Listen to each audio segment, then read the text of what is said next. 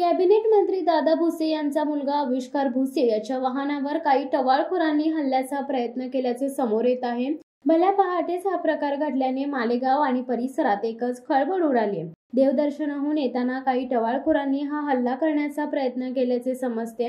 या प्रकरणी मालेगाव पोलीस ठाण्यात आरोपी विरोधात गुन्हा दाखल करण्यात आलाय। पोलीस पुढील तपास करीत आहेत। गोतस्करी थांबवण्यासाठी आविष्कार भुसे यांनी प्रयत्न केल्याचे समजते। त्यानंतर हा प्रकार घडला। या प्रकरणी छावणी पोलिसांनी आयशर जप्त केलाय। त्यातून गायी देखील ताब्यात घेण्यात आल्या आहेत। मंत्री दादा भुसे यांचे चिरंजीव आविष्कार भुसेंच्या वाहनावर टवाळखोरांनी हल्ल्याचा प्रयत्न केला।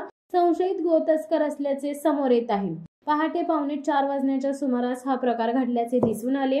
देवदर्शनाहून परतत असताना हा प्रकार घडला। आयशर गाडीत जनावर चोरून नेत असल्याचा संशय आल्याने आविष्कार भुसे यांनी वाहनातून पाठलाग केला होता। या प्रकरणी आरोपींविरोधात मालेगाव छावणी पोलिसांत गुन्हा दाखल करण्यात आलाय। या प्रकरणी छावणी पोलिसांनी आयशर जप्त केलाय। त्यातून गायी देखील ताब्यात घेण्यात आल्या आहेत। अचानक घडलेल्या या प्रकारात आविष्कार भुसे यांनी केलेल्या धाडसामुळे गोतस्करी थांबवण्यात यश आले असून काही गायींची देखील सुटका करण्यात आल्याची माहिती समोर आली आहे। काही महिन्यांपूर्वी मालेगाव येथील कृषी उत्पन्न बाजार समितीत गोवंश जातीची जनावरे आढळली होती। पोलिसांनी ही जनावरे जप्त करून दाभाडी येथील गोशाळेत पाठवली होती। बकरी ईदच्या पूर्वसंध्येला संबंधित मालक जनावरे बाजार समितीत सोडून पसार झाल्याचे समोर आले होते। या दिवशी गोवंश जनावरांची खरेदी विक्री होत असल्याचा आरोप देखील करण्यात येत होता। पोलिसांनी पाळत ठेवल्यानंतर या जनावरांचे मालक जनावरे तिथेच ठेवत बेपत्ता झाले होते। त्यानंतर आता हा प्रकार समोर आलाय। दरम्यान कृषी उत्पन्न बाजार समितीच्या गेटवरच सुंदर असा गोमातेचा पुतळा उभारला असून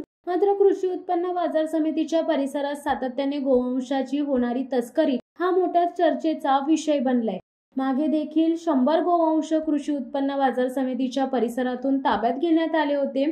तेव्हा कृषी उत्पन्न बाजार समितीच्या कारभारावर कुठेतरी प्रश्नचिन्ह निर्माण झाल्याची चर्चा आहे। दरम्यान आविष्कार भुसे यांच्या कालच्या आणि आजच्या गोरक्षणाच्या भूमिकेचे संपूर्ण शहरातून खास करून युवकांकडून मोठे कौतुक केले जात आहे। शिवसत्ता टाइम्ससाठी अनिल धामणे, नांदगाव। दे धडक बेधडक वृत्त देणाऱ्या आपल्या शिवसत्ता टाइम्स न्यूज चॅनलला लाल बटन दाबून सबस्क्राईब करा आणि बेल आयकॉनला क्लिक करायला विसरू नका।